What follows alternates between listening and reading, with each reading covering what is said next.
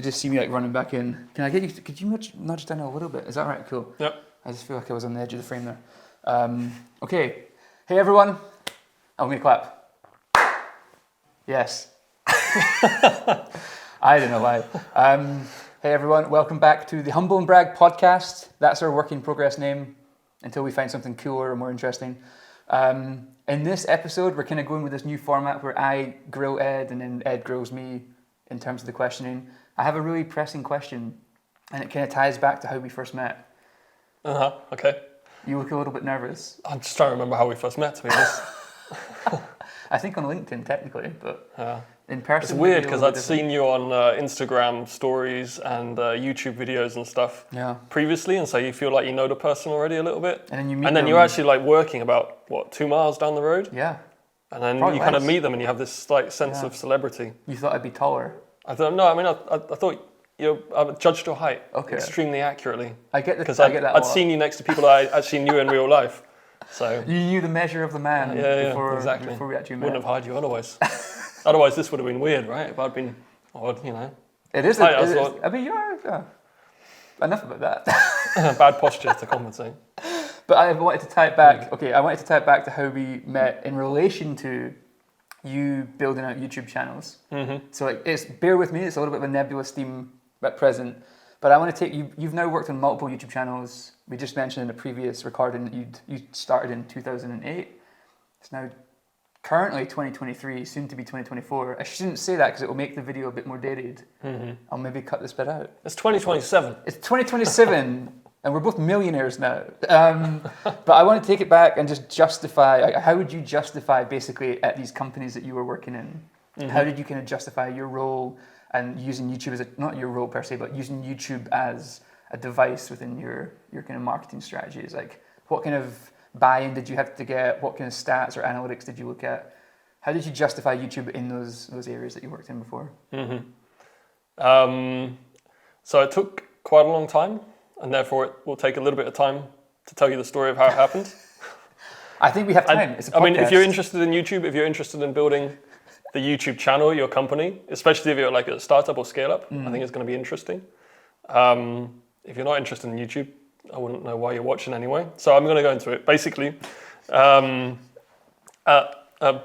then we started working on YouTube when we were probably about 50 people or something like that. Taking into consideration the company is about 1,000 people now. Wow. So when it's a lot smaller, but it wasn't as if it was the kind of first channel that we were working on. Mm-hmm. And for us, it was really like an expansion of the Google ecosystem. I mean, obviously, YouTube is owned by Google, and you can administrate all the kind of ads, etc., through Google Ads, or AdWords as it was back then. And so we opened Google Search and kind of internationalized that. GDN, at the time, what was called Gmail sponsored promotions, the little ads in your Gmail. They had just started, so we opened those. And then YouTube was basically the fourth thing that you could use in AdWords. And I was an SEM manager, so I had access to it. Small company, you don't need to get too much in terms of permission to do stuff. Or we didn't, we were in that fortunate position. And so I started producing my own videos and editing them and stuff like that. And what I did was basically mock up a Babel course. And then at the time, YouTube was all Flash, and you could use these annotations within the video to kind of skip backwards and forwards and produce a kind of fairly faithful version of a short Babel course.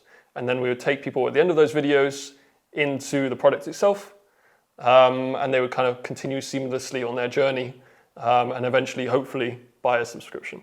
And so we did that. And in that way, we could really like measure everything that was happening, and we could prove the return that we had on distributing those videos as ads, essentially. And we'd find like super targeted, because we would go across YouTube, locate all the individual URLs, which you could do back then as well, of all the big language learning videos, and then we would kind of superimpose or put these videos on top. On your competitors' videos, essentially. Some were competitor videos, and a lot of you had a lot of individual creators even back then, and now we're talking like over 10 years ago, or about 10 years ago exactly, probably. And it'd be like how to learn Spanish, 10 tips or whatever, all those kinds of videos. And then we would just use those individual URLs. Okay. And so that way, could really prove how valuable it was. It became like a decent percentage, I think, of the revenue just with that approach. And then I could say, hey, look, this is how much we're getting through this channel. I'm not very good at video editing. It's taking me a lot of time when I could be doing other things. Why don't we bring someone on? And then basically I got permission to hire someone for this role of video editing. We brought on an animator originally, and then just increased the quality of the videos, took a similar kind of approach. And actually then we were our hand was forced by the switch from Flash to HTML5. Because then we couldn't do all these clickable annotations. The interactive elements you mentioned. And so we went from performance to much more kind of branded content videos. And that was actually another inflection point, because the videos that we did, which I've talked about in other podcasts and things with the polyglots, those were so successful, like orders of magnitude more successful, both on a performance level and a brand level, that it just took off. And then as soon as it took off, obviously there's the justification. Actually, like not even justification, it's like urgency. It's like we have to build this now because this is a moment that we have to take advantage of. It's always the way. Yeah. And obviously that's looking back, you don't experience it at a time because it's a little bit of you experience the urgency, but you don't experience the fact that you're having success at that moment. And then looking back, I see it as this point where it's like, obviously we have to do this, so we're going to hire, we're going to build.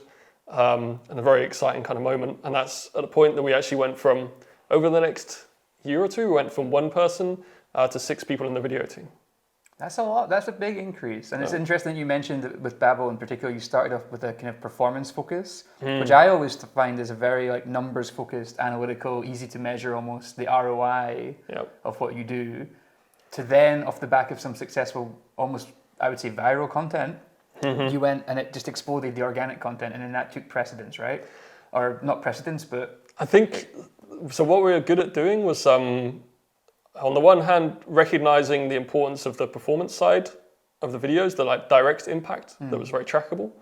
And then also, maybe not measuring, but at least appreciating what you could call the brand value. So I don't know, I think it makes it more complicated when you talk about performance and brand, because it doesn't really relate to what people are actually doing with the videos. Basically, it comes down to those people that see the videos through an ad, or potentially organically, and follow this kind of golden path of the user of clicking on links and getting tracked, and then you say, okay, this is the number of people that bought as a consequence of this video, one way or another, more or less. And then there's this kind of spillover, which some people might call brand, but it's nothing really more than watching the video, not reacting directly, not clicking on that link that is tracked, maybe remembering the video, maybe talking to a friend about it and say, oh, there's this incredible polyglot video that I watched, you should check it out. And that friend then goes and this is the kind of thing that's almost impossible to measure, that you can then call kind of brand because it's unmeasured and it's this uplift that you see. And the beauty of particularly the polyglot videos is that they did both extremely well. So on the performance side, they had a measurable return and a really strong return on investment. And they also had this brand impact because you had these secondary, tertiary effects where, again, as I mentioned in other videos, like these polyglots ended up in national TV in France, etc., all across Europe talking about the product. And that's you'd have to pay hundreds of thousands for that kind of coverage if you were to actually pay some kind of network for it. And this is what I just find stunning. And this is YouTube. From YouTube, right? Yeah. I mean, you can get these kind of effects from other channels, but I think it's very difficult to compete with YouTube for that. And it's free. You host all the videos for free. It has a really high element of discoverability, as we've mentioned in previous episodes. It's a great channel for that. And then just to tie in there, so when we met, you were working as a CMO at a company called Career Foundry here in Berlin. Can you now, the interesting thing here is you already had a YouTube channel that was established. So someone at some point... When we hired you. Yeah. Just to clarify. But it was already up and running. The channel had been set up in I think 2013. Yeah. I mean, it existed, but nothing was happening. And nothing had really happened. I joined and there was 18,000 subscribers. Yeah, but when I joined, there was 1,000 something. See, there we go. But how? So you kind of justified that. I'm curious because there was almost like two parts to that. Because someone at some point, I presume you had justified setting up the channel or doing video content, and you had already taken it to a modest but fairly interesting level, and then you can almost have to justify it twice. Yep. Can we dive into that for a minute and just? Yeah, I mean, I guess it's interesting because it's two very different ways and two very different perspectives. Because for Babbel, then I justified it as a channel manager. So I had virtually no soft power. Or maybe a soft power I had. What do you call it? Like hard power. Hard power? Hard power in the sense that someone had said, "You're the boss. Okay. Here's your budget. You decide." So I had to like do it really step by step. And I didn't have like a direct line to the CEO, or kind of, I mean, it's quite a small company, so in a way it did, but like without that kind of influence. Okay. Yeah, so it's all like influence that you build through talks at the coffee machine, all that kind of stuff. And then Career Founder is very different because I had the CMO role, and so you do have that direct line, but you still obviously have to justify the budget. Yeah. But it's definitely easier to do, and then you have more experience to be able to do it anyway. And yeah, but basically, still we're fairly limited in terms of the budget. So still had to be very kind of iterative in our approach. And Career Foundry has long had a very successful organic search strategy, so a very kind of powerful blog. And so we piggybacked the YouTube strategy off that blog in two ways in a way. The first one was to use those topics that were performing successfully on the blog and then repurpose them as YouTube videos, which kind of lowered the amount of pre-production work in terms of research, etc. And then once that video was produced, then we'd embed it in the blog, and then we'd see at the time a really meaningful shift in the amount of organic traffic to the blog, which is already a strong channel for conversion, eventually to revenue to students for Career Foundry. And so we could say, yeah, production can be relatively quick, and then the impact, if not initially directly attributable to YouTube, it's a difficult word to say. It's always like, I know I'm going to say the word, and then it's like, oh no, and then I get anxious, and then you slip yourself up. Yeah, it's going so well. And then basically, it gets to a point like with 1,000 subscribers with a company that's already making a good amount of revenue, like already in the millions.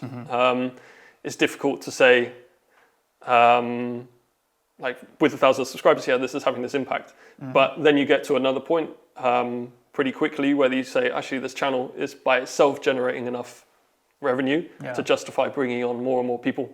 And so you were as you said, like the third person in the YouTube team for Career Foundry. And that was at a point that we had 18,000. That just kind of shows you, like how the life cycle of a YouTube channel can kind of build up over time. I think there's something really in that as well. When I joined, I think you were quite keen to establish a fairly regimented release schedule, and we talked about that previously off camera, but just for the benefit of viewers, it was interesting that you wanted to build a structure to ensure, I think you knew what you wanted to do and what the impact would be, but you needed almost like the production process and the means to do that and carry it out. And I think what's interesting is, and this is what I see more creators, particularly on LinkedIn, talking about nowadays, is that you don't need a huge channel to drive business impact. You can have a few hundred or a few thousand subscribers and still that can generate success for your business. And obviously when you scale that up, and this is kind of why I always enjoy talking about consistency, because I do think that you can have 5, 10, 15 videos that drive real impact, and then that's all you need. But if you're consistent to get that data, to know which videos to make, you kind of need a bit of a breadth of data. And I think that's why building a consistent workflow, having a process and a system to the production, pre-production, post-production, publishing, distribution, everything is so key. But I think that's both an area that we both sort of are interested in a slightly nerdy way, building these processes and systems for people and companies. I mean, and I'd like add, so what was created at Career Foundry, and has kind of led into the creation of Humble&Brag as well, is so interesting because so many companies have come to us and been like, okay, we kind of want this. Can you do this?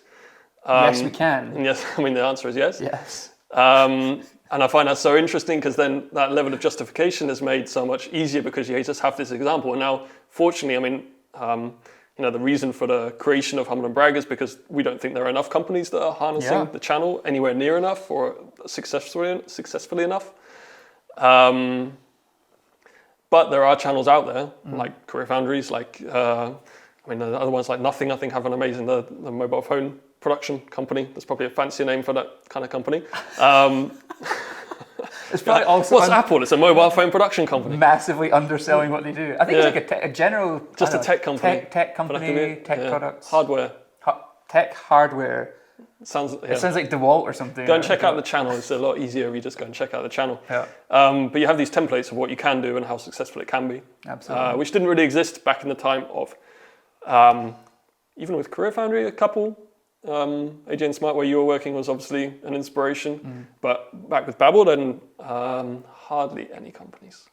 And quite a lot of companies actually directly copied what we were doing, especially in that space, or tried to. But achieving everything together is super difficult, like the production values, the strategy, understanding how the channel works, the dynamics, the community management, all those little things coming together, the amount of detail takes a while to get your head around.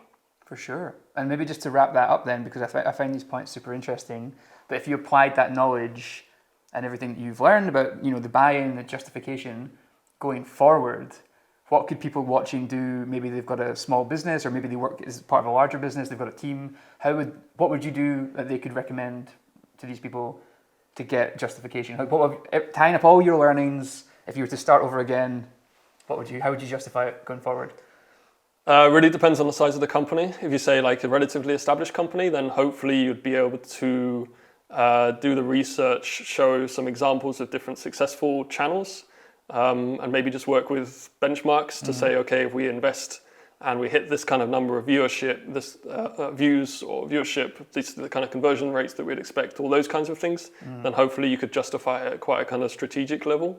If you're at the other end of the spectrum and you're working with small budgets with a startup, then you kind of just need to get started. The one thing that I think is critical that is missed not only in YouTube, but like so many other areas of particularly organic and like content marketing, is just having a funnel that makes sense, that you can have what one kind of typically calls like a low friction conversion point.